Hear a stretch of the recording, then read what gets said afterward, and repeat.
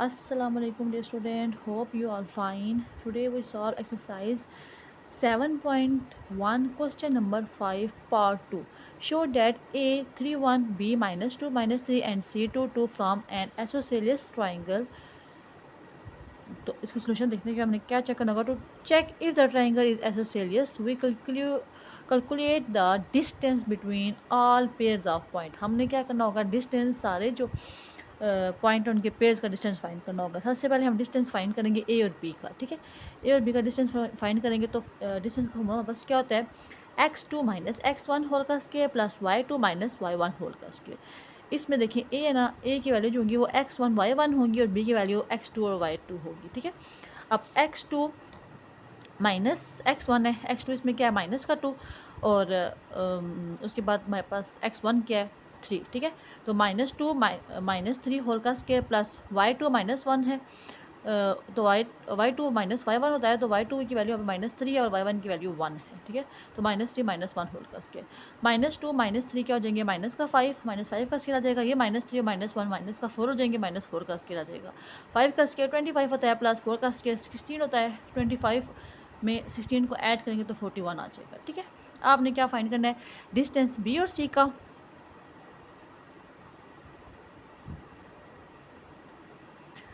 अब आप देखें बी सी, अब हमारे पास x2 माइनस x1 होल का स्केयर, x2 की वैल्यू यहाँ पे 2 है। ठीक है, क्योंकि हमारे पास अपने बी सी को देखना है। अब आप देखें यहाँ पे जो बी की वैल्यू होंगी वो x1 y1 होंगी और जो सी की वैल्यू होंगी वो x2 और y2 होंगी। ठीक है, आप देख लें इसमें 2 माइनस -2 होल का स्केयर प्लस सी में देखें y2 की वैल्यू क्या है 2 है ना। ठीक है, 2 माइनस y1 की वैल्यू क्या है -3 होल का स्केयर। ठीक हो गया, अब देखें 2 माइनस माइनस प्लस हो जाता है, 2 प्लस 2 इज इक्वल टू 4 का स्केयर हो जाएगा।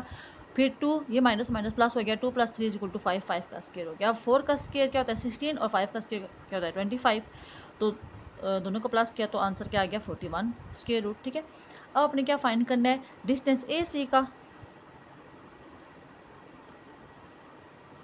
ए सी इज इक्वल टू 2 -3 होल का स्केयर प्लस 2 -1 होल का स्केयर। ठीक है, अब 2 -3 करेंगे तो -1 आंसर आएगा, -1 का स्केयर प्लस 2 -1 करेंगे तो 1 आंसर आएगा, 1 का स्केयर। तो -1 का स्केयर भी 1 होता है, 1 का स्केयर 1 होता है, 1 + 1 2 हो जाता है, तो इसका आंसर आ गया स्केयर रूट 2। अब हमारे पास क्या है, since A B is equal to B C is equal to 41, A B की वैल्यू और बी सी की वैल्यू तो सेम थी 41 थी, वो दोनों इक्वल आ गए। Two side of the triangle are equal, दो साइड जो ट्राइंगल की है वो इक्वल होगी and the triangle is isosceles. तो ट्राइंगल हमारे पास कौन सी होगी है, एसोसेलियस ट्राइंगल होगी, क्योंकि इसकी जो दो साइड्स थी वो सेम थी। ठीक है, क्वेश्चन नंबर 5 का पार्ट 2 हो गया। अब क्वेश्चन नंबर 5 का पार्ट 3 करते हैं। अब पार्ट 3 देख लें आप, show that A 5 2 B -2 3 C -3 और -4 हैं, और इसमें 4 एक और पॉइंट दे दिया है, D 4 और -5 है फ्राम आ पैरेललोग्राम।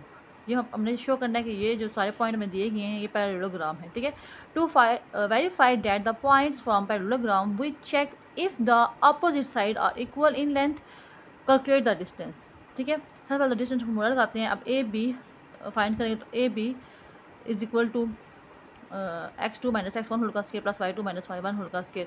यहाँ पे a की जो वैल्यू होंगी वो x y1 होंगी और जो b की वैल्यू होंगी वो x2 y2 होगी। ठीक है, हम फॉर्मूला इंपुट कर देंगे। उसके बाद -2 -5 -7 होल का स्केयर आ गया प्लस 3 -2 1 आ गया। ठीक है, 1 का स्केयर, -7 का स्केयर 49 होता है प्लस 1 का स्केयर 1 ही होता है, 49 + 1 50 आ गया। ठीक है, अब नेक्स्ट देख लें, डिस्टेंस सी डी का फाइंड करेंगे। अब देखें जो सी की वैल्यू है उनको देखें, वो अब हमारे पास x1 और y1 होगी, यानी कि x1 की वैल्यू है हमारे पास -3 और y1 की वैल्यू है -4, और जो d की वैल्यू है वो होगी x2 और y2 की।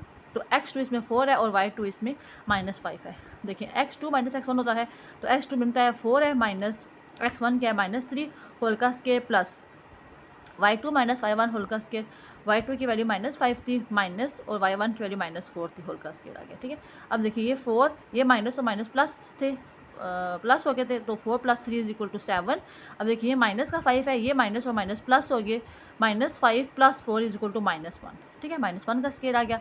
7 का स्केयर 49 होता है प्लस 1 का स्केयर 1 होता है, तो इसका भी आंसर आ गया स्केयर रूट 50। ठीक है, अब उसके बाद आप देख लें डिस्टेंस बी सी का फाइंड लगे। अब जो बी की वैल्यू होंगी वो बस x1 y1 होंगी, जो सी की वैल्यू थी वो x2 y2 होगी। ठीक है, हमने x2 - x1 तो x2 की वैल्यू -3 थी, माइनस x1 की वैल्यू -2 थी होल का square, plus y2 minus y1, y2 की वैल्यू -4 थी और माइनस y1 की वैल्यू 3 थी, ठीक है। होल का स्क्वायर लिखा। अब ये -3 प्लस -2 हो जाएगा, -3 + 2 = -1, -1 का स्क्वायर आ जाएगा।